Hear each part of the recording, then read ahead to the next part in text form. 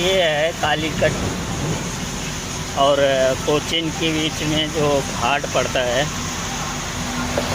पूरा घाट बना दिया है अभी सिस्टम। नीचे नीचे पहले आते थे, अभी ऊपर से आने लगे हैं। और देख सकते हो यही सब है, पूरा घाट काट के इसका बना दिया मस्त एकदम, ओवर ब्रिज दे दिया है।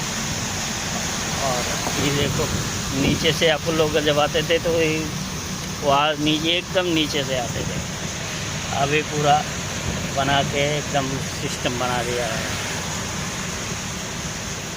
देखो घाट बना रहा है काट के।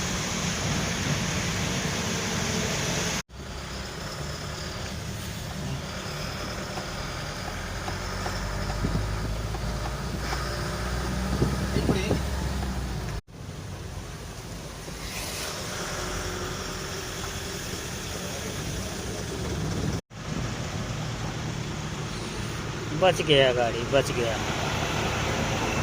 ये गाड़ी भी बच गया, खींचने के निकल गया। ये गाड़ी पूरा खड्डे में गया था लेकिन बच गया। हाँ हाँ, नहीं तो